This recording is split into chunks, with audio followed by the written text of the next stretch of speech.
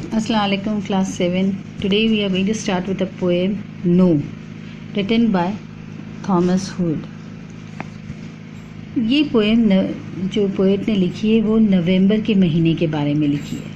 मतलब जो बाहर ऐसी जगहों पे जहाँ नवंबर का महीना आता है, सर्दियों का महीना, तो नवंबर का जो महीना होता है वो बिल्कुल ही ब्लीक होता है। ब्लीक इन द सेंस बिल्कुल ही खाली सा, बिल्कुल अंधेरा, बिल्कुल मतलब जैसा ना जहाँ पर बर्फ़बारी हो रही होती है वहाँ पर बिल्कुल अंधेरा छा जाता है। कई कई दिनों तक वहाँ पर ना सूरज होता है, ना चाँद, ना दिन, ना रात, कुछ भी नहीं। और इसी तरह का मौसम होता है, अंधेरा सा मौसम और बिल्कुल मायूस उदास सा मौसम होता है। तो ये जो पोएम है नवंबर के उस महीने के बारे में लिखी गई है। No sun, no moon, no morn, no noon, no dawn, no dusk, no proper time of day। यानी सूरज भी नहीं होता, चाँद भी नहीं, सुबह भी नहीं, दोपहर भी नहीं। डॉन जो है वो फजर का वक्त होता है और डस्क जो है मगरिब के बाद का। तो ना फजर का वक्त होता है ना मगरिब के बाद का कोई वक्त होता है। मतलब no proper time of day, यानी कोई प्रॉपर टाइम नहीं होता दिन का उस महीने में।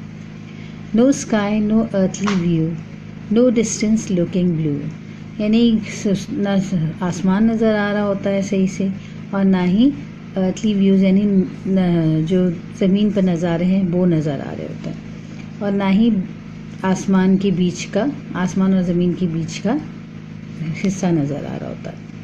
No road, no street,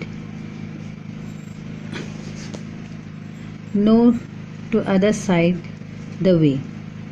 यानी कि रोड भी नज़र नहीं आ रही होती, स्ट्रीट्स भी नज़र नहीं आ रहे होते और दूसरे रास्ते का, रोड का दूसरी तरफ का हिस्सा नज़र नहीं आ रहा होता।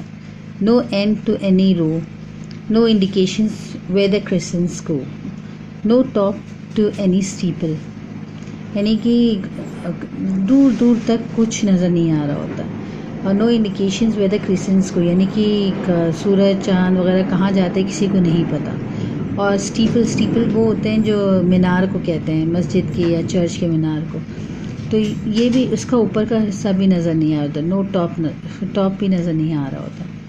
No recognitions of familiar people, no courtesies for showing them, no knowing them. यानी फिर इस मौसम में ऐसा होता है कि लोग अपने घर से निकलते ही नहीं हैं, और नहीं निकलने की वजह से लोगों की जान पहचान भी कम हो जाती है और एक दूसरे को विश करना भी बहुत उनका कम हो जाता है, बल्कि ना होने के बराबर हो जाता है। ज़ाहिर है जब इंसान आपस में मिलेंगे एक दूसरे से रास्ते में कहीं भी, तो एक दूसरे को विश भी करते हैं, गुड मॉर्निंग, सलाम, दुआ जो भी है वो आपका होता है। लेकिन जब आप मिलेंगे ही नहीं तो ये सब कर्टसीज, ये सब ग्रीटिंग्स वगैरह आप किसको देंगे? किसी को भी नहीं दे सकते।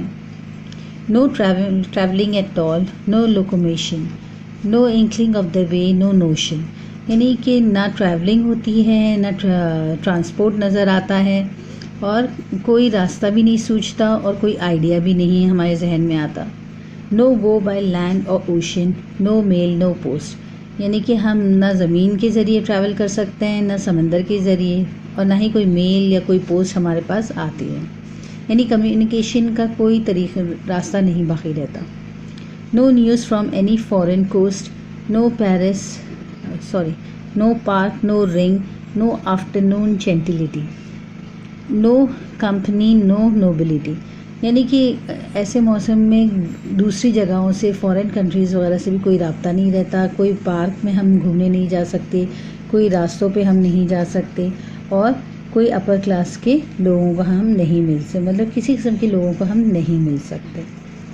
No warmth, no cheerfulness, no healthful ease. यानी कि गर्माहट नहीं, कोई मतलब एक उदासी सा, चेयरफुलनेस भी नहीं होता ऐसे मौसम में, यानी कि आदमी खुशगवार भी नहीं महसूस करता, उदास महसूस करता है अपने आप को।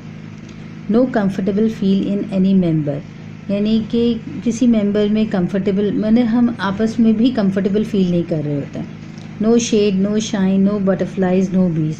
कोई शेड नहीं, कोई चमकना नहीं, सूरज की किरणें नहीं, कोई बटरफ्लाइज नहीं और कोई बीज नहीं। No fruits, no flowers, no leaves, no birds. नवंबर। यानी ना फ्रूट्स होते हैं, ना फ्लावर्स होते हैं, पत्ते भी नहीं होते, बर्ड्स भी नहीं, परिंदे भी नहीं होते। ठीक है।